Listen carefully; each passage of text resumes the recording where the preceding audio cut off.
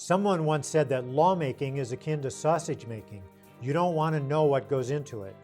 At the Arizona legislature, for the new sausage makers, a dollop of optimism and a pinch of reality are the key ingredients. I think sometimes when we have too large of a majority, you kind of take the approach of just governing without paying much attention to the other side. And I think to the extent that we're listening to all constituencies is good government. I have been here when the numbers were very, very bad as well, at least as far as Democrats are concerned. But you know, politics is many things to many people, but in essence, it's all about relationships. Tonight on Arizona Week, we'll hear what some of our new lawmakers are bringing to the legislative process. Production of Arizona Week is made possible in parts by a grant from the Stonewall Foundation and by the members of Arizona Public Media. Thank you for your continued support. Once again, your moderator, Michael Chihak. New names and faces abound in the Arizona legislature, a result of last month's election for the state's newly redrawn 30 legislative districts. 37 of the 90 seats in the legislature will have new people in them. We spoke with several new lawmakers to find out what they hope to accomplish. We'll start with introductions of our new House members in alphabetical order. Democrat Lupe Contreras from Avondale, District 19. Democrat Juan Carlos Escamilla from San Luis, District 4. Republican Adam Quasman of Oro Valley, District 11. Republican Darren Mitchell from Litchfield Park, District 13. Democrat Lisa Otondo from Yuma, District 4. And Republican TJ Shope from Coolidge, District 8. In a series of interviews at the state capitol, we asked why they ran for office and what issues they plan to take on. Tell us the basic issues you ran on and what you consider to be most important here at the legislature. Basically, the number one issue that I ran on was rural economic development. In my district, in LD8, it's almost completely rural, except for the Santan Valley area of Pinal County, which considers itself fairly suburban. So I have communities with 15, 20% plus unemployment in my district. And a lot of it has to do with not having diversified economies and being able to lure other types of businesses and other types of industries into those communities. I was awarded a vice chairmanship of the Commerce Committee, and I look forward to using that position to promote rural Arizona, not just in my district, but with the dynamics the way that they are, with close to 60% of our representation coming from the Phoenix area. It's important, I think, for rural Arizona, my district specifically, but also the rest of the state, to have a voice at the Capitol, and that's what I look forward to doing. The key issues are just our education. I just think that our kids are not given the opportunities they should be given.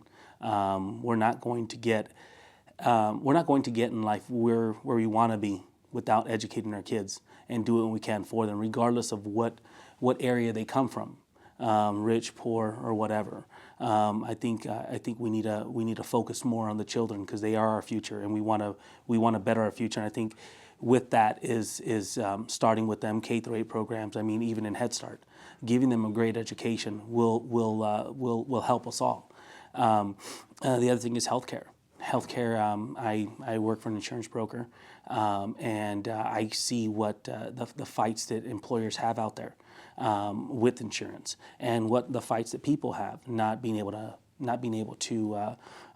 have the funds to really pay for it at the end of the day when they're barely making any money at work, and then when they have to get that money to come out of their check, it hurts them. The reason I ran was because of the general economy and my conservative views that I wanted to do something, get involved, and hold the line on spending, and try to get government off the backs of small businesses as much as possible. So for me, it's about the economy and the budget and a limited government. How can we make the economy stronger, and what role does government play? And for me, it's making a very good playing field so that we can attract other businesses from other states, which would mean our tax base or our tax system and refining that. So I think that's going to be a big issue this year. Entitlements is going to be a big issue.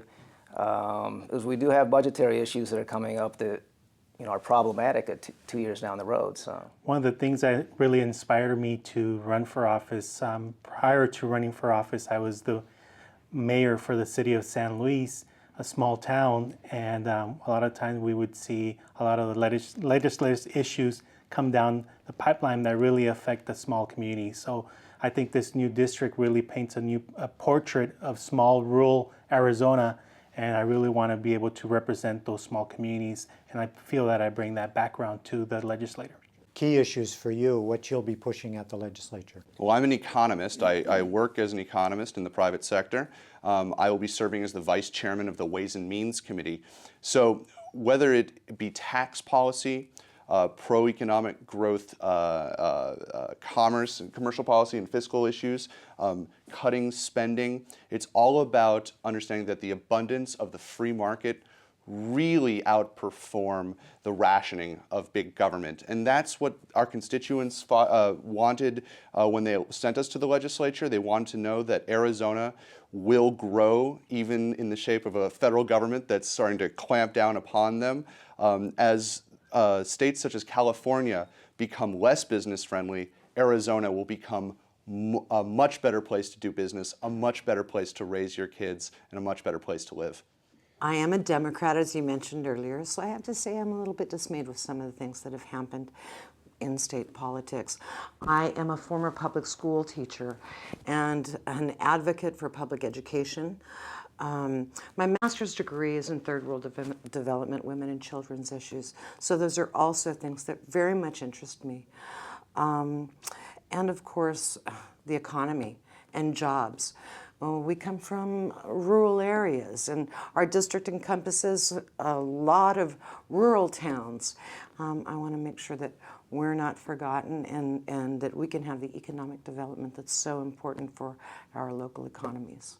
What kind of an impact do you think that the federal budget situation, now they're calling it a fiscal cliff, will have on Arizona? You know, we just had a meeting before I came here on the budget, and it could be, depending on what happens with Obamacare and how it's implemented and what's required, I mean, we could be facing 2 years down the road a large deficit, you know, up to $500 million. So what happens and how we deal with it is going to be very important. They're taking money from education to put in other places. I think we need to figure out a way to stop taking money from education and get it from other areas. I mean, education should be at the top of our priorities. And I understand that it's a big portion of the money that's spent here in Arizona. But as legislators, we have to put our heads together and we got to figure out a way to do something to not take from them and make it a better place for them. I mean, for not only for the kids, for the teachers that are teaching. We also spoke with 3 newly elected state senators, asking them the same series of questions. Here are Democrat David Bradley from Tucson, District 10, Republican Kelly Ward from Lake Havasu City, District 5, and Republican Bob Worsley from Mesa, District 25. The Affordable Care Act, or Obamacare, was one of the major driving forces behind my getting into the race. I'm a family physician by trade, and I feel like healthcare does need some reforming. We do need to figure out how to give high quality, cost-effective healthcare, you know, how to make that happen for the people of Arizona and of our country. But, you know, I don't really think that the Affordable Care Act is the way to go. And neither do the people in my district. And I think that's one of the main reasons why I was elected. So I hope to be a great resource for healthcare in our state and here at the State Senate. You spent several years in the State House of Representatives, then you've been out of the legislature for a couple of years. Yes. Now you're back in the Senate. Why did you want to come back? What are the top issues that you're going to pursue? Well, I very much enjoyed my time in the State House, and I wanted to get back into the fray. The issues that are very relevant to me or very important to me are center around children and health care. I spent the last 32 years in child welfare and mental health services in Tucson. And so those issues kind of rise to the top for me. But anybody who's known or knows about those issues realizes that education and transportation and all these issues interrelate. And so while children and healthcare are my focus, all those other issues are germane. Well, I was drafted, didn't think I would ever do this.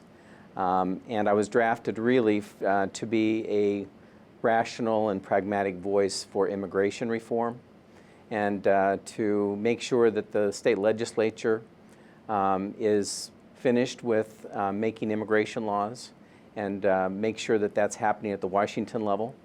Also, with my business background, I'm here to make sure that we're not doing things that would impact the recovery that we're having economically and that we're creating jobs here in the state. Mr. Worsley, you said you were drafted. Would you talk a little bit about the background of what you mean by that? Sure. 2 days before we needed to announce something, I was asked to go to lunch, actually a breakfast, with 8 individuals, included Jerry Lewis, who ran in the recall election before. The redistricting happened, and it appeared that Mr. Pierce, Senate President Pierce, was going to run again in our district, and we wanted to have an alternative, give the voters a choice between maybe a more pragmatic approach versus a more ideological approach that he had pursued relative to immigration. Any other issues come to the fore for you? Of course, improving the economy and working on great jobs for the people of my district especially, but all throughout Arizona. And then education is also a passion for me. I've got 3 kids that are still in school, and my parents were both teachers when I was growing up, and so education has always been a big part of my life, and I'd like to be part of the process of shaping that into something great here in Arizona. Well, I've really taken my time since the primary win. We have a very Republican district in Mesa, so the general wasn't that difficult. So I've taken all the time between then and now to assemble what the major issues seem to be in the state and just trying to learn more about them. I've taken tours of water with CAP, learned about the Navajo generating station issues right now at crisis point with EPA up in Page, and a number of other issues that are critical. I personally believe the state needs to do more strategic planning. There needs to be a strategic plan for the state, and when we go into session, there needs to be an agenda and some things we're going to try to accomplish. I think that's been lacking for some time. In Tucson, people often complain about getting short shrift here at the state capitol. What can you do to, first of all, destroy that myth if it is a myth, or to change that if it's a reality? One of the things that we have to do down there is communicate better with the folks that represent the area. When I first got to the House, we used to meet on a fairly regular basis, regardless of party, from the members from the Pima County area senators and representatives. So I did call the Chamber of Commerce and asked them to sponsor an initial meeting on, I think it's January 3rd, with all the members representing the area, and also asked them, during session if they could sponsor some meetings up here for us to get together and communicate about what issues, whether it's the university or environmental issues that are usually very important to the folks in Pima County, so that we can speak as much as possible with one voice. And I met with the University of Arizona, and they're interested in sponsoring those types of get-togethers as well. Not so much as a formal meeting or as a caucus necessarily, but just for people to get to know one another and understand where they're coming from on the variety of these issues, and where possible, to try to find common ground so we can all get to higher ground. The election shifted the balance of power in the legislature, with Republicans retaining control but losing their supermajorities in both houses. In the Senate, Republicans had 21 seats to 9 for Democrats, and now the GOP will have 17 seats to 13 for Democrats. In the House, the shift was from 40 Republicans and 20 Democrats to 36 Republicans and 24 Democrats. We asked the new lawmakers how they think the shift will affect them and the state's political business. Do you think that there will be a tougher go of it for the Republican agenda in this session, having the Republicans having lost their supermajority, but still having a significant majority? I think it probably will be a little tougher, but we still have a good majority. And I think we're going to work really hard to find a consensus within the caucus. Do you have hope that the Democrats can push at least pieces of their agenda given the strong Republican majority? Let's be quite honest, it's going to be difficult. They still have an extremely large majority. But one thing that I do know from both sides of the party, we all love our state. We all care about the economy. And I think that now there is going to be more reaching across the aisle. And there's a couple of reasons for that. Politically speaking, they don't run 2/3 of the House, so they have to reach out to us. And I know that we want to reach out to them too. You know, there are a lot of new freshmen coming into this legislature. And we've been speaking together, getting to know each other, getting to know the wide variety of personalities that are going to be at play here. And I feel very optimistic that we're going to be able to work together. We may have differences, but I think the important part is finding our commonalities so that we can work together. And I think we're going to be able to do that, don't you? I think that as long as we're putting more money in people's pockets by lowering taxes, by making it easier to start businesses, by lowering and decreasing burdensome regulations, and by limiting government, by acting like as other families do in their homes, just by when times are tough, you got to tighten the belt, by being responsible with our dollars, and by making Arizona a prosperous place to do business and a prosperous place to live, as well as a safe place and a great place to go to school, we're going to be just fine. That need not a supermajority. Those are just good ideas that I know, going back to the people, that's what they demand from us. Do you expect to see the Democrats being able to get some things done? I think so. I mean, specifically this last election, I think people want to be able to have people that are representing them that are going to be able to address the issues in a nonpartisan way.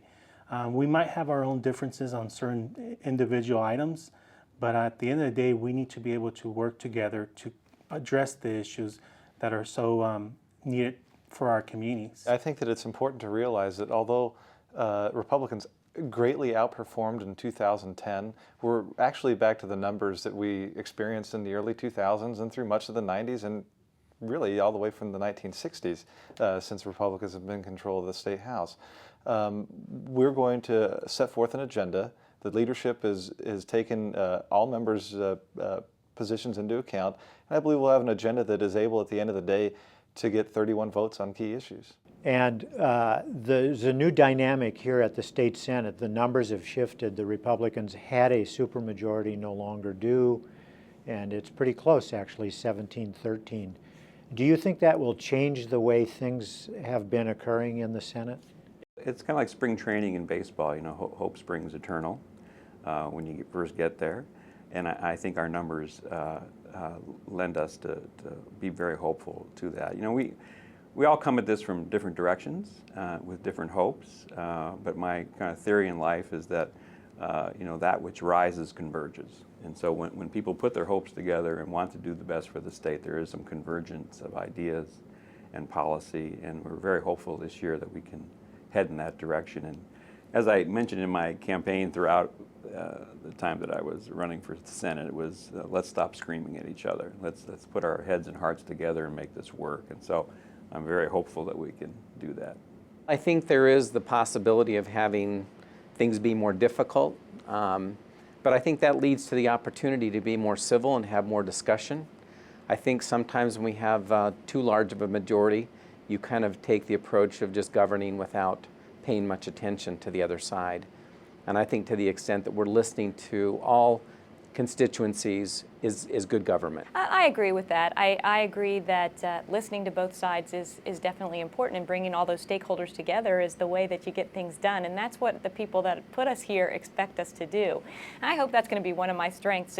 I've always been a relationship builder, and I'm hoping that I can build the relationships within our caucus and also with the other side of the aisle as well, so that we can actually accomplish things for the people of Arizona. One of my biggest concerns has been over the years is getting individuals to get out there and vote. We have that problem, and it's a big problem in the West Valley and in my district, is getting people to understand that vote is your voice. And a lot of people think that, you know what, my vote doesn't count, and it does. And if we can get these people past that, we can change the state around. And as a Democrat, I mean, it's an uphill battle. And I'm hoping that we can cross that soon. In these past couple of days, this is our third day here, I've learned that, you know what, it's a very steep uphill battle that we're faced with. But you know, we have to take it. I mean, we've taken on this job, and we have to go forward. The legislative session doesn't begin for another month, but the new lawmakers are already getting to know one another and learning the process. Here's how they see it going, with their notes of optimism. In the orientation session this week, what have you learned that's been really important to the process or that has been a surprise to you, perhaps? It's been an eye-opening experience. You come into this blind. I mean, most of us come in here for different reasons. I came in here, one thing, I mean, I'll just be very honest with you. My dad came from Mexico when he was 12 years old. He's always told me, give back to your community. In one way, shape, or form, give back. He was on the school board. He's a citizen. He was on the school board. My mom was on the city council in Avondale, and my dad was on the school board at Littleton Elementary School District. And they've always told me to give back. That was one thing they instilled in me since I was a kid. And I got to a point in my life to where I said, you know what, I think it's time. Went up to my wife and I asked her if she'd be okay with that, and she said fine, and she goes, I'll be by your side. And I go, do you understand it's going to be a financial impact? I said, because it's not a moneymaker. And she's like, you know what, whatever you do, I got your back, and that's fine. We'll do it together as a family. And then I went and surprised my parents with the same thing.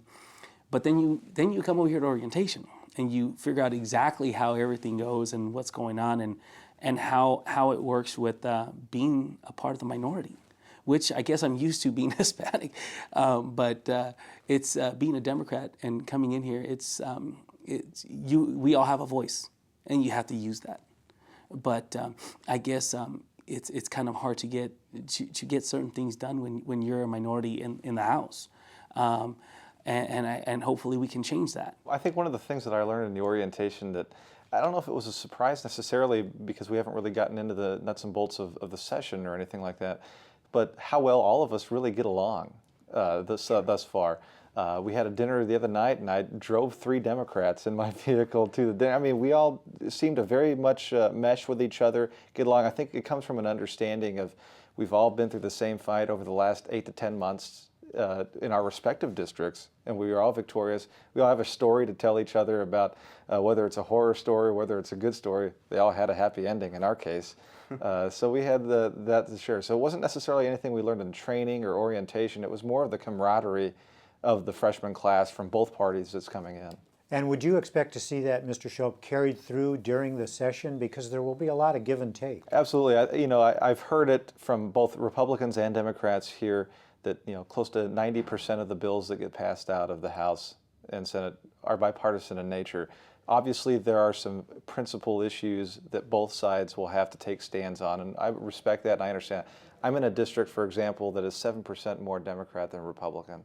These are the kind of things that I had to go through in my campaign just to win Democrats onto voting for my candidacy.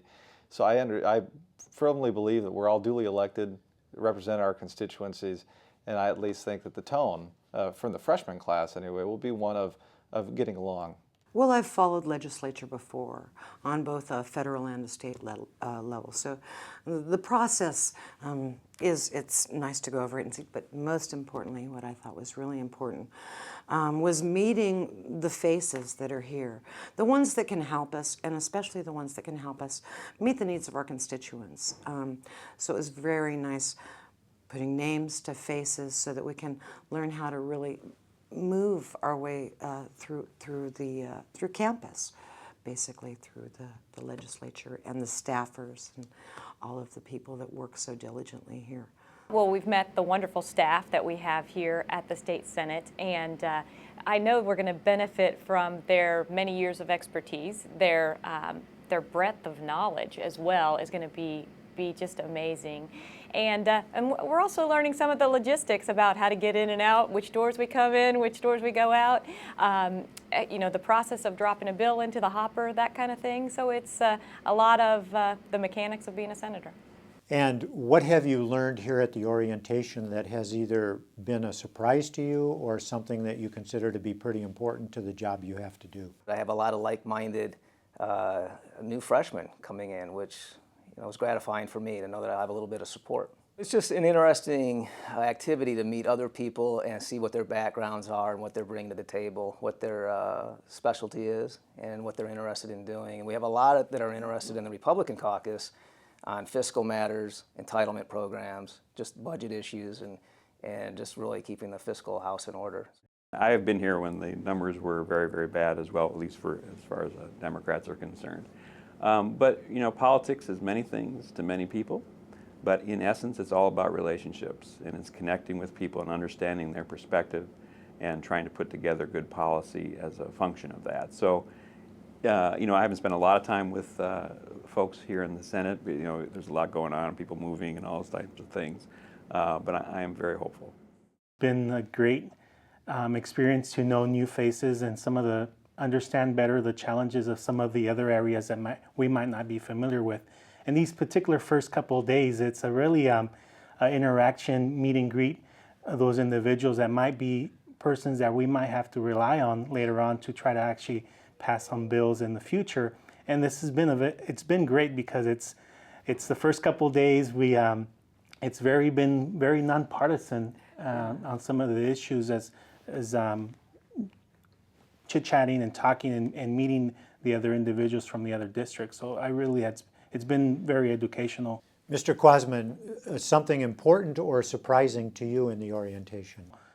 More so than surprising is how wonderful it was that everybody was still starry-eyed and seeing that, no, this is our history coming to life in front of us. Like TJ, I'm a native Arizonan, and being a part of a body and an institution that I'm sure he visited when he was a school child, I visited when I was in school, being a part of that, making history and fighting for liberty, free markets, this is something that is just, it's overwhelming, but at the same time, we're ready for it. From all parties, people from all parties will be able to come together and really put our stamp on Arizona's future. And very, very exciting time. Starry-eyed now, reality in about a month, right? I have to say, though, if you ever lose that starry-eyed, that's the time you should probably go home. This is something that this institution is not ours. This seat, the seat that I won is not it's not my seat. It's not TJ's seat. This belongs to the people. And so we're happy to just be good stewards right now. That's our program for Friday, December 14th, 2012. Next Friday, we'll speak with both political parties' leaders in the state Senate about the upcoming legislative session, and we'll get the analysis of 2 veteran legislative journalists. Get advance information on our website, azpm.org. For Arizona Week, I'm Michael Chihak. Production of Arizona Week is made possible in parts by a grant from the Stonewall Foundation and by the members of Arizona Public Media. Thank you for your continued support.